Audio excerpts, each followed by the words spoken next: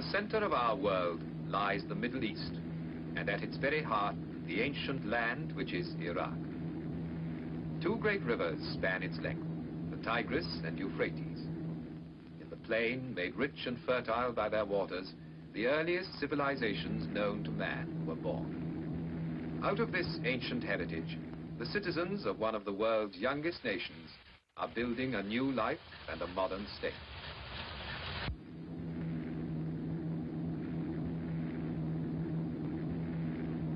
Ageless Iraq is no longer a remote, isolated country. Today, she is a main junction linking the East and West.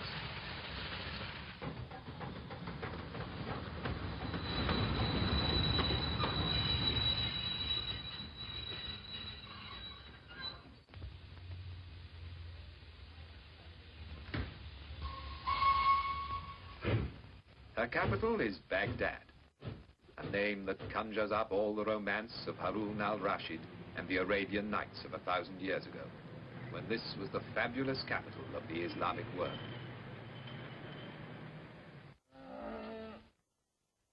The tempo of an age-old way of life contrasts with the swifter rhythm of the new.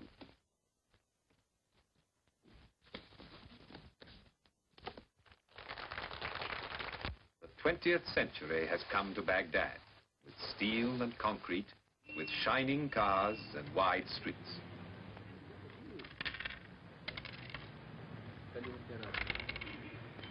But the people of Iraq hold on to the best of their old traditions. In the bazaars, you can see and hear them carrying on the art and exquisite craftsmanship that has been their pride for hundreds of years.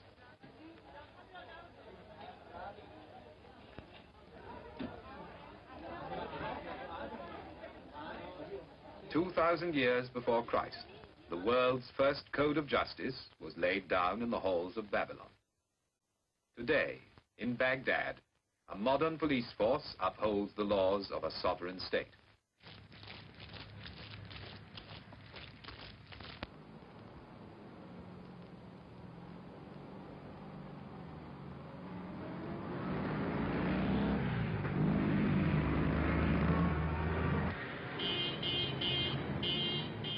Today, the streets of the city are alive with the bustle of a young people who are taking back from the West the means to a brighter future.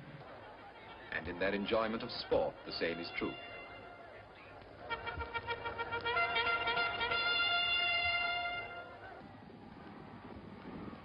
From 3 Arab stallions brought to England over 200 years ago, every thoroughbred has been sired. Today, their descendants run on every racecourse in the West. And now, in the 20th century, the sport of kings has come into its own in Baghdad, and how the people love it.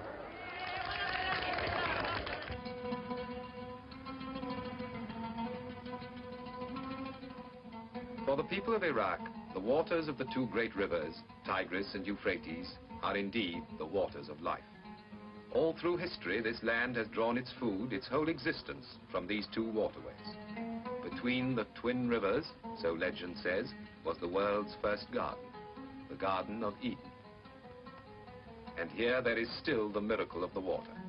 With water, man has made the desert green with grain and vegetables, rich with spices and dates for all the world.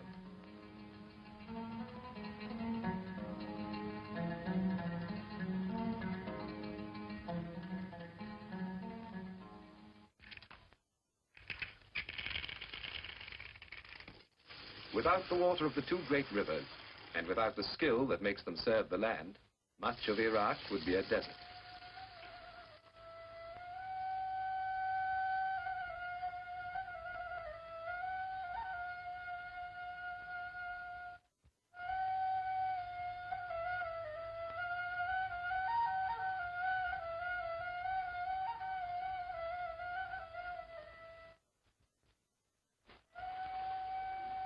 Only in the mountains and valleys of the north is there enough rain and snow to help the farmers cultivate their fields.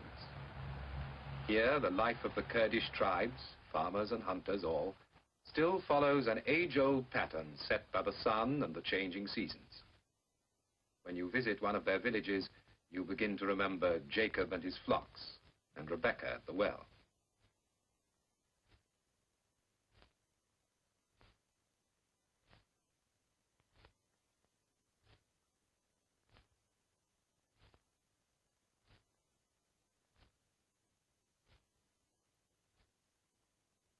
The men are already in the fields, tending the vines, watering the crops, as they have done from the time of Abraham, pausing only to offer a prayer to God for his goodness. Allahu Akbar, Allahu Akbar. Ashhadu an la ilaha illallah. Ashhadu an la ilaha illallah.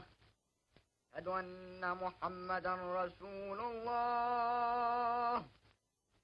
Ashhadu anna Muhammadan Rasulullah. Hayya ala salah.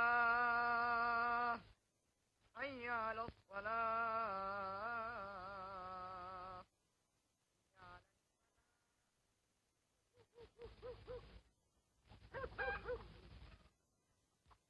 In Iraq, as in every land, the housewife's work is never done.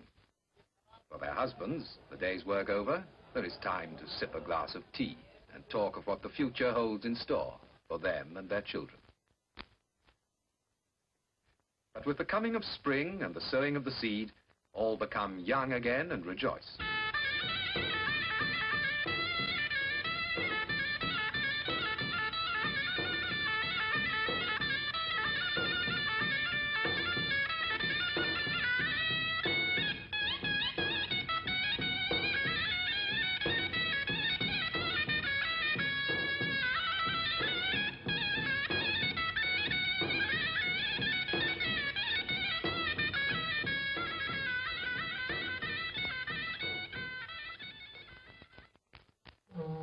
From the cool mountains of the north, where the waters rise, down across the central plains to the burning heat of the Persian Gulf, where the twin rivers join in the Shatt al-Arab.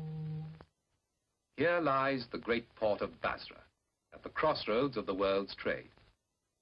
For generations, seafaring men have made this their port of call, and the fables of Sinbad the Sailor were based on the stories they told.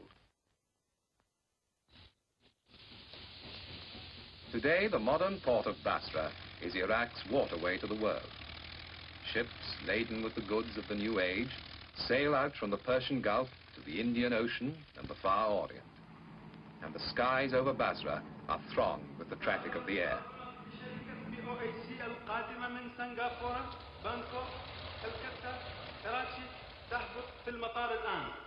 Now I have your attention, please. The OAC announced the arrival of Arnold Flight 785 from Singapore, Bangkok.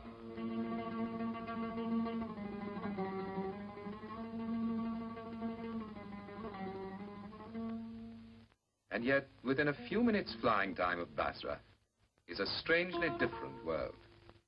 You're back in another age. Here, amid lakes and marshes, water has created a way of life all its own.